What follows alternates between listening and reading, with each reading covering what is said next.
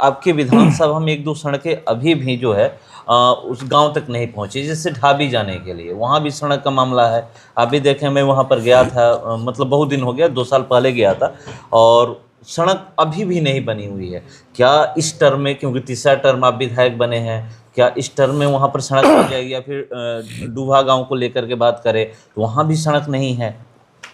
देखिए, सड़क एकदम 500-100% आपका सवाल जायज़ है, लेकिन ये सरकार रैयती ज़मीन को भूअर्जन करके ये हाई लेवल का चीज़ हो जाता है। यदि कोई भी बिहार के विधायक इस तरह का माने रोड उनके पावर का हो तो हमको सबूत दे दीजिए। हमने ढाबी में लगे लगे गांव में आप जाएंगे ना, पूरा टेंडर हुआ बदलैया टोला से, मगर बांध से नीचे जाने के लिए सड़क नहीं। जैसे ये जवही का बात है कि गांव में बन गया, वहां कोई ऑब्जेक्शन नहीं था, उसी तरह से ढाबी का टेंडर हुआ। तो ढाबी में गांव में जहां ऑब्जेक्शन नहीं था वहां तक कालीकरण हो गया। हमने एक पुल भी बनवाया, बाढ़ करके लेकर के, वहां पहले होम पाइप होता था, तो जब आता था तो पुल रोड बहवा देता था, तो वहां एक बड़ा पुल बन गया। अब वहां का वो समस्या दूर हो गया।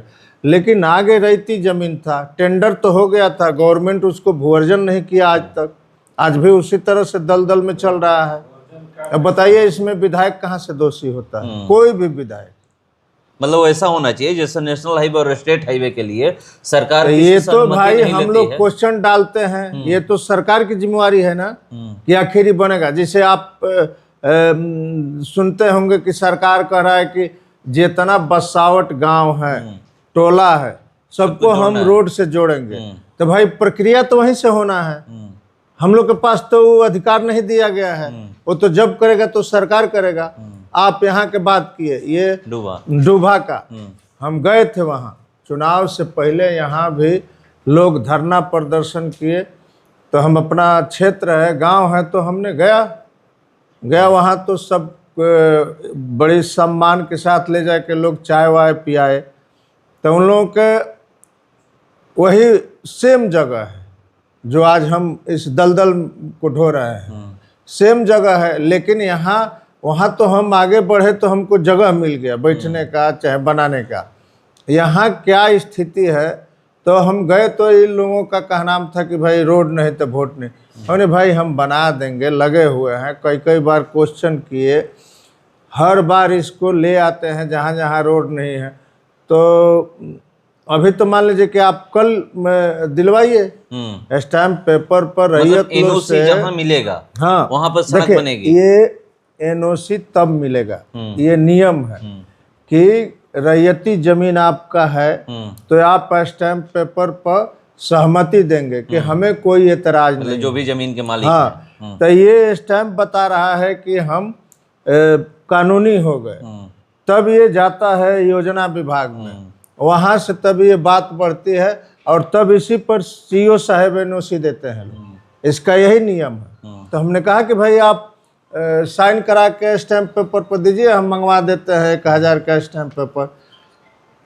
तो वो लोग कहे कि भाई हम लोग इस काम में लगते हैं, तब तक आप थोड़ा सा गांव में जहां विवाद नहीं है, वहां रोड बहुत बिगड़ा हुआ है, वहां आप भरवा दीजिए।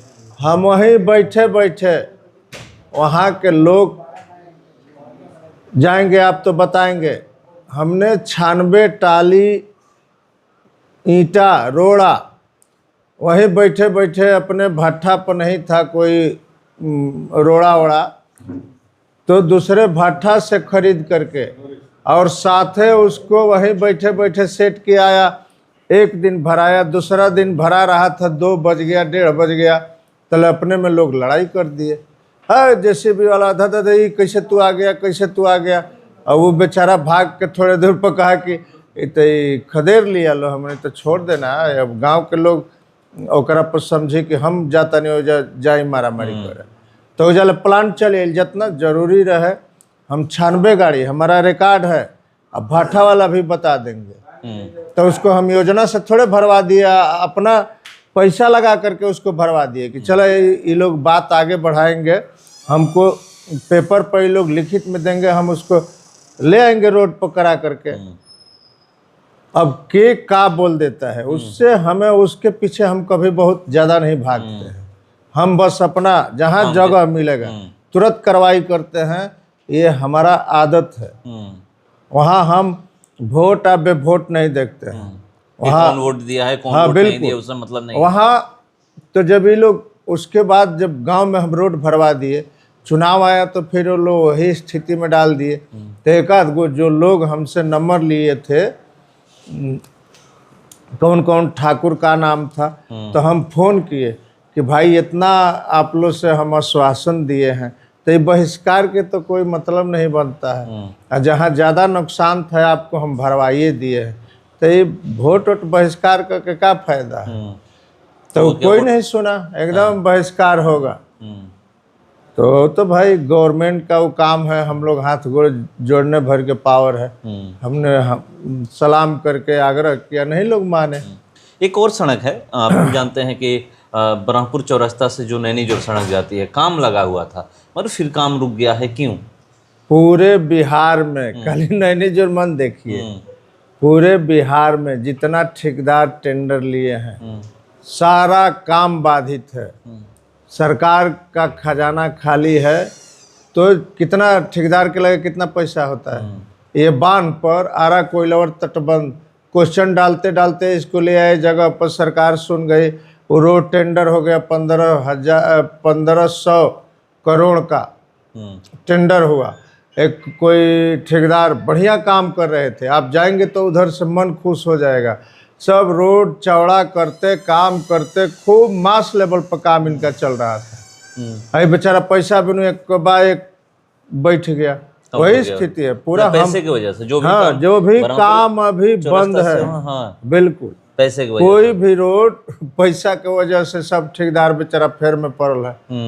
आप मानेंगे, हमारे पेट्रोल पंप से वो ठेकेदार साहब ले गए, हम सोचे कि बगल में है, आके आग्रह किए कि सर हम 2-4 दिन पर पैसा देते रहेंगे।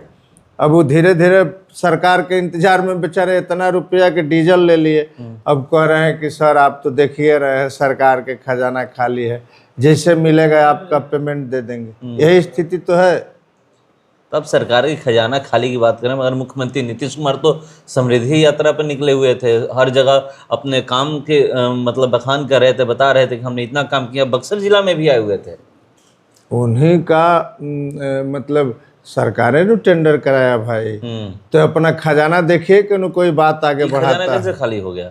जो 10,000 की आप लोग बात करते हैं, खजाना तो हमसे ज़्यादा मीडिया के साथी लोग पूरा देश विदेश जानता है कि चुनाव के समय में कई करोड़ महिलाओं के खाता में, चुनाव के बाद भी जब सरकार बन गई तब भी 1.5 लाख की कितना महिलाओं के खाता में अभी कितना 100 करोड़ रुपया डाला गया।